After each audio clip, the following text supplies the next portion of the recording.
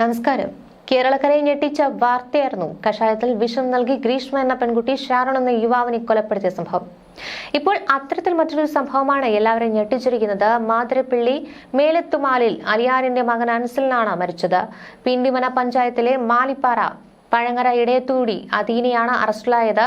ഈ സംഭവത്തിൽ കൂടുതൽ റിപ്പോർട്ടുകൾ പുറത്തുവരികയാണ്. ഒറ്റയ്ക്ക് താമസിക്കുന്ന ഇവരുടെ വീട്ടിൽ വെച്ച് ബുധനാഴ്ച പുലർച്ചെ 4:30യോടെയാണ് കൃത്യം നടത്തിയതെന്ന് പോലീസ് പറഞ്ഞു. വിഷം ഉള്ളിൽ ചെന്ന അവശനിലയിലായ ആൻസൽ ആലുവയിലെ സ്വകാര്യ ആശുപത്രിയിൽ വ്യാഴാഴ്ച രാത്രി 8 മണിയോടെ മരിക്കുകയായിരുന്നു. വിഷം നൽകിയ ശേഷം അദീന തന്റെ വീടിന് സമീപം ഒരാൾ വിഷം കഴിച്ചു കിടക്കുന്നതായി പോലീസിൽ വിവരം നൽകി. അൻസലും കൺട്രോൾ റൂമിലേക്ക് ഫോൺ ചെയ്ത് വിഷം ഉള്ളിൽ ചെന്ന് താൻ അവശനാണെന്ന് അറിയിച്ചു. സ്ഥലത്തെത്തിയ പോലീസിന്റെ അൻസലിന്റെ ബന്ധുക്കളെ വിളിച്ചു വരുത്തി. ആംബുലൻസുമായി എത്തിയ ബന്ധുവിനോടും പോലീസിനോടും ആശുപത്രിയിൽ വെച്ച് ഡോക്ടറോടും അദീനയാണ് തനിക്ക് വിഷം നൽകിയതെന്ന് അൻസൽ പറഞ്ഞിരുന്നു.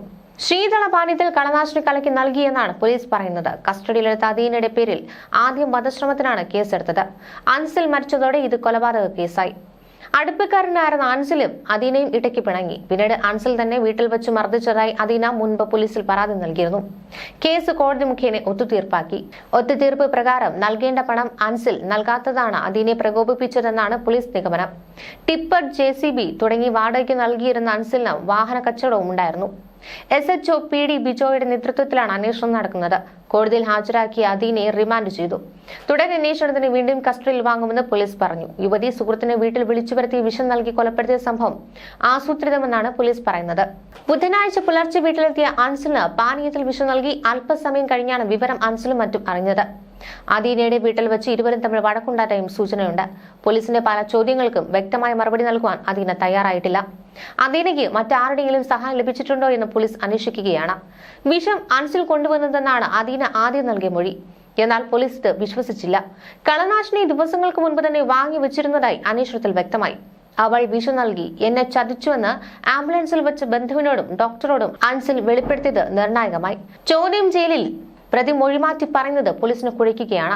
കൃത്യത്തിന് ശേഷം അൻസലിന്റെ മൊബൈൽ വീടിന് സമീപം കാട്ടിലേക്ക് വലിച്ചെറിഞ്ഞിരുന്നു. വീട്ടിലെ CCTVയുടെ ഹാർഡ് ഡിസ്ക് എടുത്തു മാറ്റുകയും ചെയ്തു. പോലീസ് എത്തി കാർഡ് വെട്ടി നീക്കി ഫോൺ കണ്ടെടുത്തു. ഫോൺ പരിശോധനയ്ക്ക് അയക്കും. അതുപോലെ ഹാർഡ് ഡിസ്ക് കണ്ടെടുത്താൽ നിർണായക വിവരം ലഭിക്കുമെന്നാണ് പോലീസിന്റെ കണക്കുകൂട്ടൽ. അദീനയെ വീണ്ടും കസ്റ്റഡിയിൽ വാങ്ങി വിശദമായി ചോദ്യം ചെയ്യും. അയൽവാസികളുമായി ബന്ധമില്ലാതെയാണ് അദീന കഴിഞ്ഞിരുന്നത്. മാതാവിന്റെ മരണശേഷമാണ് അദീന മാലിപ്പാറയിലെ വീട്ടിൽ താമസമാക്കിയത്. മറ്റു ബന്ധുക്കളുമായി അദീന അടുപ്പം പുലർത്തിയിരുന്നില്ല എന്നാണ് വിവരം. സുഹൃത്തുക്കളായിരുന്ന അൻസലും അദീനയും തമ്മിൽ പലപ്പോഴും സാമ്പത്തിക ഇടപാടിനെ ചൊല്ലി വഴക്കുണ്ടാകാറുണ്ടായിരുന്നു.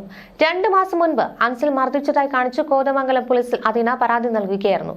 2 ആഴ്ച മുമ്പാണ് കോടതി മുൻപാകെ ഇത് പണം നൽകി ഒത്തുതീർപ്പാക്കാൻ ധാരണയായത്. എന്നാൽ പണം അൻസൽ നൽകിയില്ല. ഇതേ ചൊല്ലി വീണ്ടും വഴക്കുണ്ടായതായാണ് വിവരം.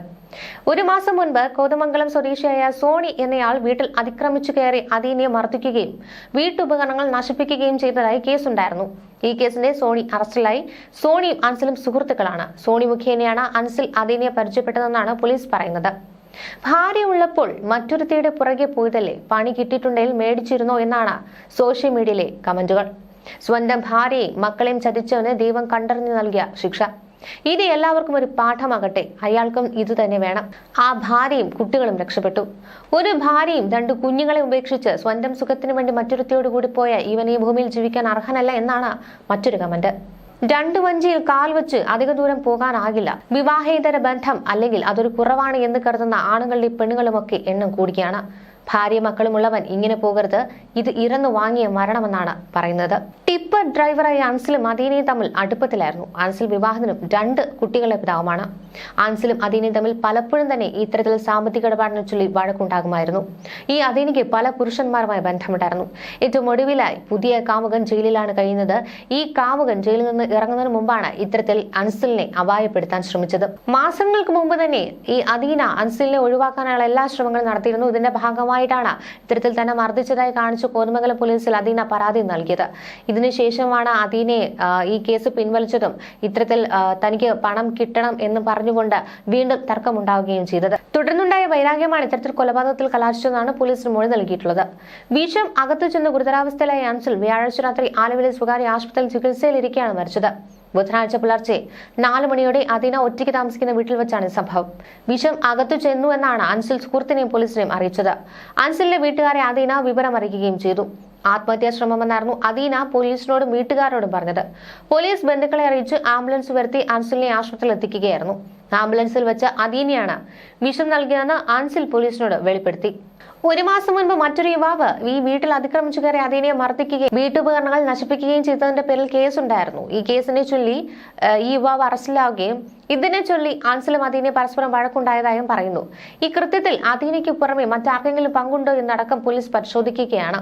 കോതമംഗലം SHO PD ബിജോ നേതൃത്വത്തിലുള്ള പോലീസ് സംഘമാണ് കേസ് അന്വേഷണം നടത്തി പ്രതിയെ അറസ്റ്റ് ചെയ്തത്. ന്യൂസ് ഡെസ്ക് മലയാളി വാർത്ത.